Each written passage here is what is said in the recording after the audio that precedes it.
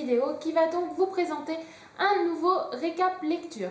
D'ailleurs, avant de commencer cette vidéo, je réfléchissais fortement à changer le nom de ce rendez-vous. Je trouve que récap lecture c'est peut-être un petit peu trop simple. Voilà, j'aimerais peut-être personnifier la chose. Alors je sais pas, j'ai pas trop d'idées. Les lectures de Fréhelf, ça fait peut-être un peu simple aussi, mais c'est un peu plus personnalisé, je sais pas trop. Voilà, si vous avez des idées, surtout n'hésitez pas à m'en parler. Et puis on va commencer avec la présentation des livres que j'ai lus. Alors je compte vous présenter 5 livres dans cette vidéo en passant vraiment très rapidement sur les 3 premiers parce que j'ai pas grand chose à vous dire et que j'ai plus envie de vous parler des 2 derniers. Donc le premier livre dont j'ai envie de vous parler, il s'agit du tome 4 de La peau des rêves de Charlotte Bousquet, donc publié aux éditions Galapagos dans la collection L'Archipel. C'est l'inverse d'ailleurs, c'est l'édition L'Archipel dans la collection Galapagos, dont voici un aperçu de la superbe couverture. Alors je me souviens plus si je vous en avais parlé lors de la dernière vidéo. En fait, La peau des rêves, c'est une série qui marche à peu près par diptyque. En fait, il y a une histoire qui lie les 4 tomes, mais il y a une histoire donc, qui lit les 4 tomes, mais il y a une autre histoire qui se déroule durant les 2 premiers et une autre durant le tome 3 et 4. Et donc c'est une série qui mélange dystopie, fantasy, fantastique, voilà, un petit peu de la science-fiction, voilà, ça mélange vraiment plein de choses et c'est vraiment superbement bien écrit, il y a une critique de la société et tout ça. J'avais vraiment adoré le tome 3, mais pourquoi j'ai vraiment traîné à lire le tome 4, sûrement parce que voilà, je voulais pas finir la série. Et du coup, j'ai beaucoup moins apprécié ce tome 4 à sa juste valeur parce que j'avais oublié pas mal de choses. Et sûrement aussi parce que j'ai lu le tome 3 il y a peut-être 4 ans. Et que bah évidemment j'ai aussi changé par rapport à ce que j'attendais des personnages et que autant j'avais adoré le personnage d'Anya dans le tome 3, autant dans le tome 4 je l'ai un petit peu moins apprécié. Je ne retrouvais pas la fragilité que j'avais trouvée dans le tome 3 qui m'avait tant émue, etc. Et du coup, même si j'ai beaucoup apprécié ce tome 4, je ne l'ai pas apprécié à sa juste valeur du fait donc que j'ai laissé un temps trop espacé entre les 2 derniers tomes. Alors il y a un tome 5 de prévu qui verra le jour un jour peut-être. J'en avais très rapidement discuté avec l'auteur lorsque j'étais allée à Montreuil. Et elle me disait que les éditions de l'Archipel ne voulaient pas publier le tome 5 en livre mais seulement en format numérique et elle était contre. Donc voilà, le livre verrait peut-être le jour en format poche chez le livre des poches où j'ai lu, mais c'était encore en discussion. Donc ça, ces informations-là datent d'il y a 2 ans. Je n'ai pas eu de nouvelles depuis. Voilà, est-ce que le tome 5 sortira? On ne sait pas. Je vous avouerai que la fin du tome 4 peut se suffire à elle-même. Tout n'est pas conclu, mais voilà, personnellement, ça ne m'a pas dérangé que tout ne soit pas conclu. Donc voilà pour le tome 4 de La peau des rêves, ma chronique est sur le blog, alors une chronique du tome 3 et du tome 4 du coup, donc si vous avez envie d'aller y jeter un coup d'œil, n'hésitez pas. Je vais passer encore plus succinctement sur le tome 2 du Retour de l'ange d'Elizabeth Chandler, publié aux éditions Hachette dans leur collection Black Moon. Alors je vais vraiment passer très rapidement sur ce livre tout simplement parce que là encore j'ai laissé un temps beaucoup trop espacé entre le tome 1 et le tome 2, sachant que c'est une seconde série. Donc il y avait le baiser de l'ange et en fait le retour de l'ange est un peu la suite du baiser de l'ange. Et c'est une série que là encore j'avais beaucoup appréciée, mais c'est vrai que je l'ai lu il y a pas mal de temps et voilà, maintenant j'ai des attentes assez différentes envers les personnages et quand j'ai vu que j'avais beaucoup de mal à rentrer dans ce tome 2, j'ai décidé de le lire vraiment très parallèlement pour laisser tomber parce que je garde un excellent souvenir en fait du baiser de l'ange, j'avais vraiment adoré et j'ai pas envie d'être déçue par cette seconde série. Tout ça parce que j'ai laissé un temps trop espacé entre le tome 1 et le tome 2 et aussi parce que voilà, c'est une série qui est destinée à un lectorat plus jeune et que du coup maintenant j'ai des attentes un petit peu différentes. Voilà, donc C'est une série que je recommande vraiment beaucoup, que ce soit Le baiser de l'ange ou le premier tome, Le retour de l'ange, qui m'avait beaucoup plu aussi. Mais voilà, j'ai préféré passer à autre chose et j'ai ensuite enchaîné avec un album, donc Les carnets de cerises de Joris Chamblin et Aurélie Néret, dont voici un aperçu de la couverture. Alors Les carnets de cerises, donc avec ce tome 3, donc le dernier des 5 trésors, c'est un album, c'est peut-être un des seuls albums capables de me faire pleurer. Et ce tome 3, ce troisième album, m'a vraiment beaucoup émue. J'avais une grosse boule dans la gorge, les yeux qui brillaient. Voilà, c'est vraiment un très bel album. C'est très émouvant. C'est un album jeunesse, mais ça pointe vraiment des points forts, vraiment qui remuent les personnes. Et ce qui fait que cet album peut aussi bien être destiné à un lectorat un petit peu plus jeune qu'à un lectorat un peu plus adulte. Et vraiment, en plus les dessins sont magnifiques, etc. J'ai vraiment hâte de voir ce que donnera le tome 4, mais pour le moment je suis vraiment conquise. Donc ma chronique de cet album est à venir prochainement, je n'ai pas encore pris le temps de l'écrire. Et donc on va attaquer le 4e livre dont j'ai vraiment envie de vous parler beaucoup, on va dire. Voilà, j'ai plus envie de développer sur ce livre-là. Il s'agit de La Belle Brique, que voici. Donc le tome 1 de Chronique du tueur de roi, donc première journée, Le nom du vent de Patrick Rothfuss, publié aux éditions Rajlon. Donc voilà, une belle brique de 800 pages dont je suis enfin parvenue à bout. Alors, je sais pas pourquoi, ce livre-ci, avant de le lire, il m'impressionnait. Alors j'ai pas peur des livres de 800 pages, etc. Ça m'est arrivé d'en lire assez souvent. Mais celui-ci, je sais pas pourquoi, j'avais un petit peu peur de l'attaquer.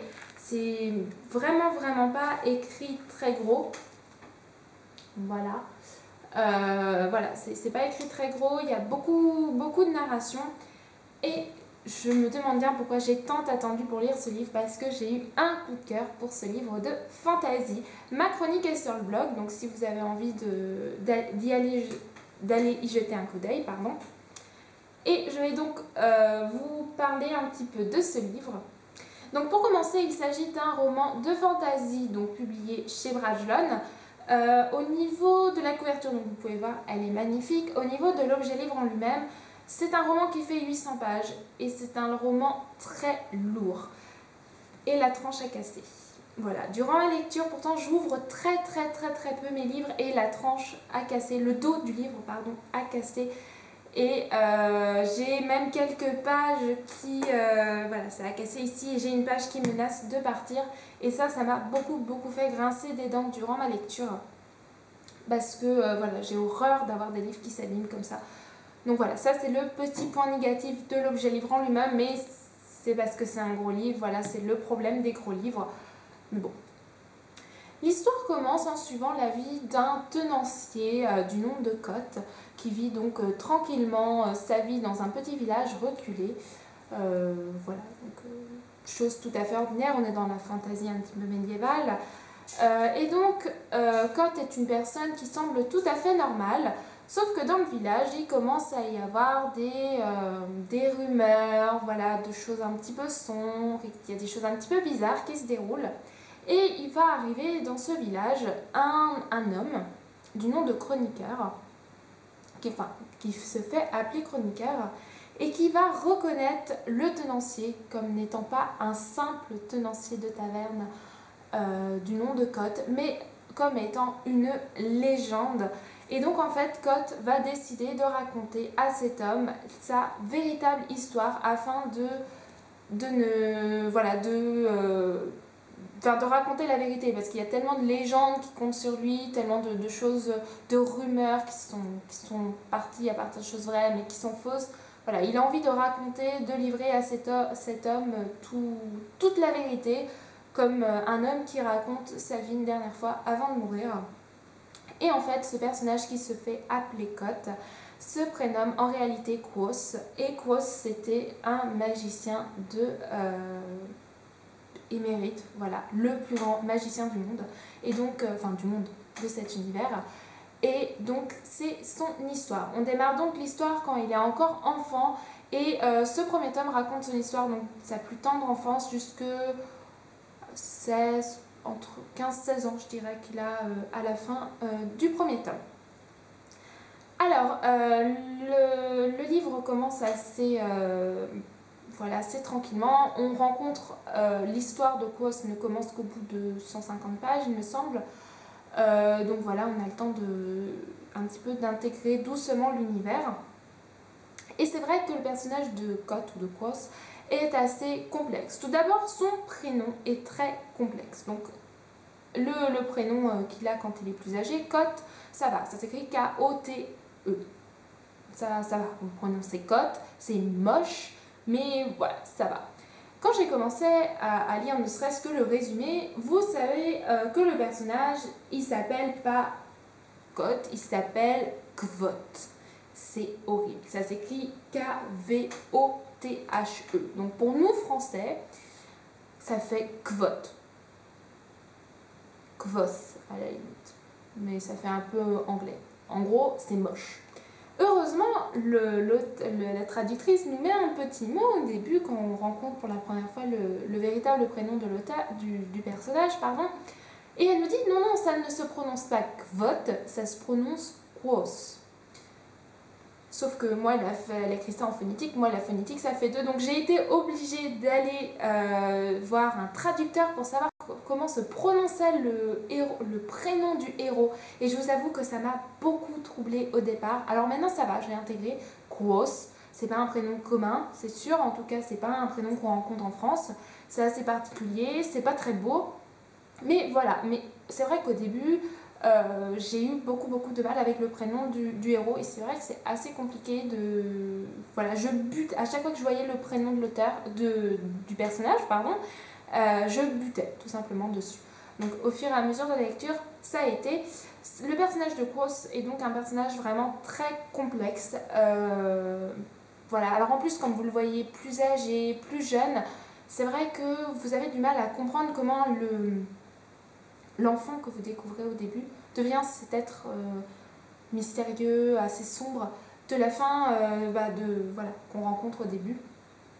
Voilà, vous avez du mal à vous demander comment cet homme en arrive à être là. En plus, l'auteur sait nous captiver. Voilà, on s'ennuie vraiment pas dans ce livre. En fait, il nous donne des éléments du futur.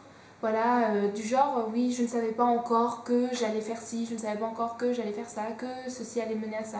Et il nous donne des petits bouts, ce qui fait qu'on a toujours envie de connaître la suite. Et voilà, on s'ennuie vraiment pas, c'est un récit de vie, en fait. C'est de la fantaisie, mais c'est un récit de vie.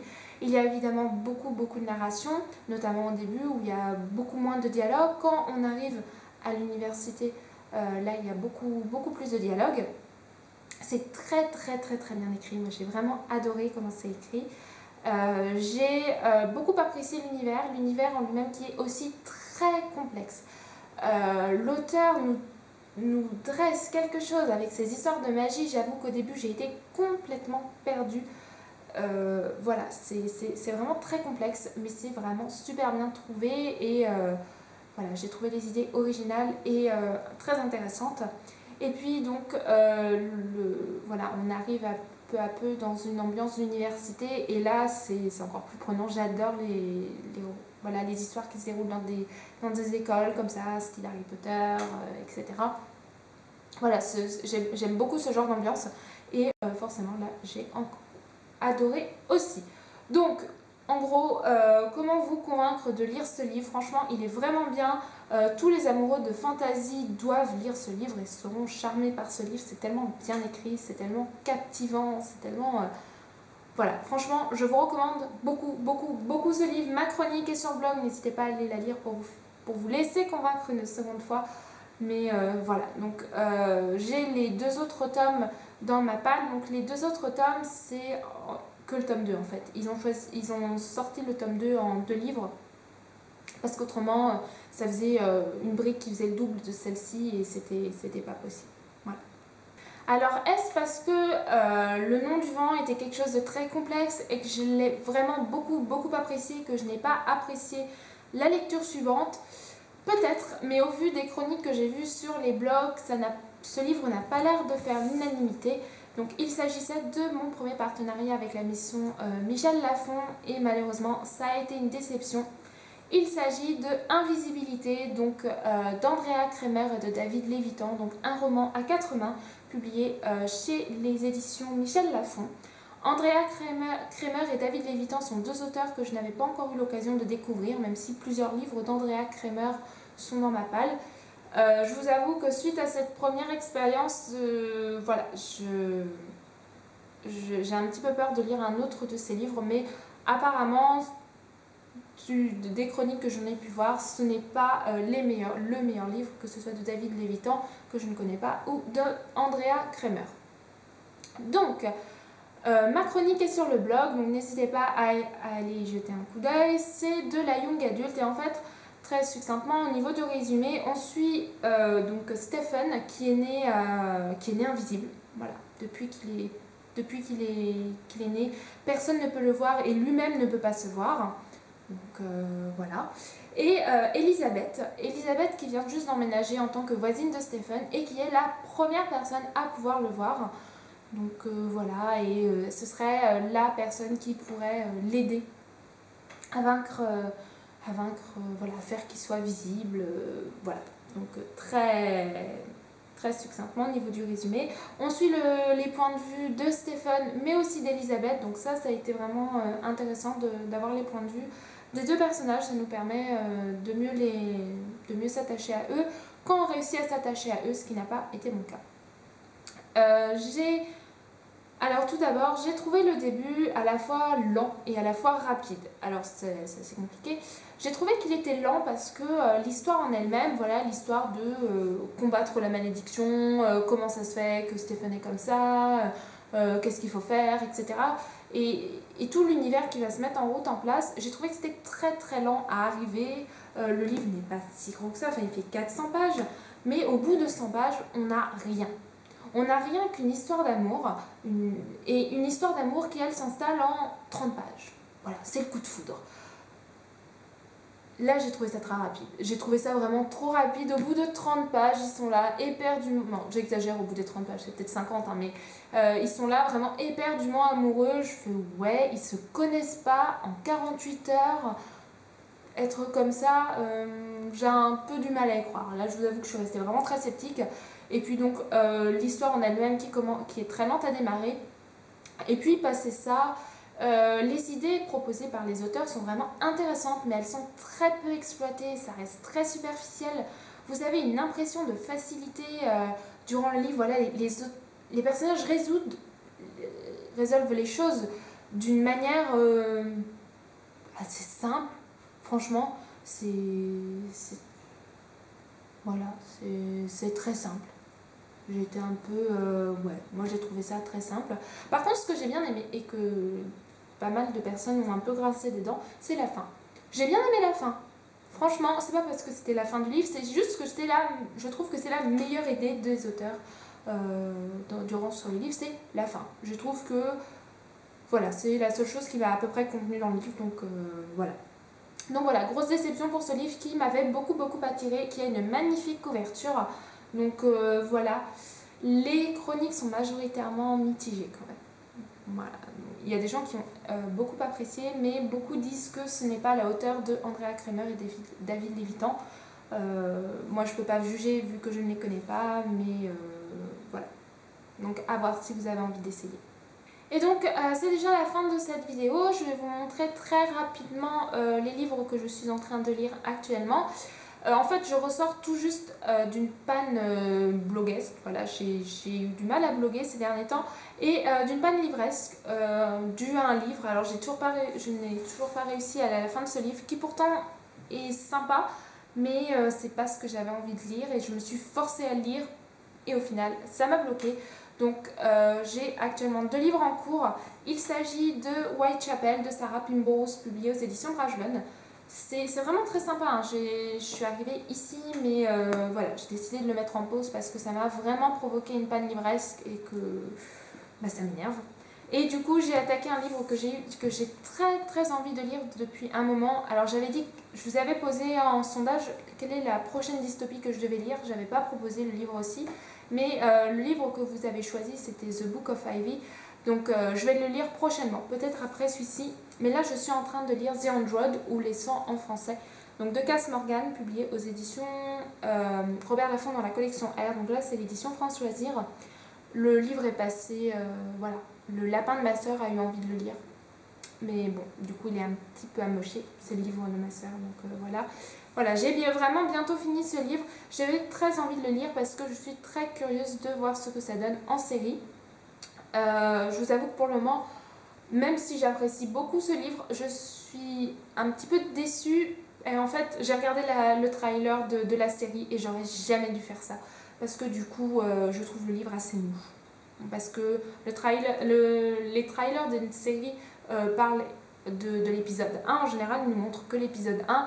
Or, apparemment, l'épisode 1 raconte toute l'histoire du premier tome. Donc forcément, j'ai eu un petit peu trop d'éléments. Mais c'est vraiment sympa. C'est juste que je trouve que c'est assez mou. Voilà, donc je vous en parlerai dans ma prochaine vidéo. Prochaine vidéo qui sera un récap de toutes mes lectures de juillet. Parce qu'en juillet, j'ai vraiment très peu lu. Et en plus, j'ai pas eu d'excellentes lectures. Si, la première lecture a été bien. Bon, en fait, non, j'ai eu une lecture que j'ai pas trop appréciée. Et les autres, ça va. Mais vu que j'ai eu une panne livresque pendant à peu près 3 semaines, c'est vrai que j'ai pas beaucoup lu. Donc The Android sera certainement le dernier livre que je lis en juillet. Et après, donc je vous ferai une vidéo, voilà, un bilan pour vous parler donc de toutes mes lectures de juillet. En tout cas, je vous souhaite à tous de bonnes vacances et je vous fais à tous de gros bisous. Bisous bisous.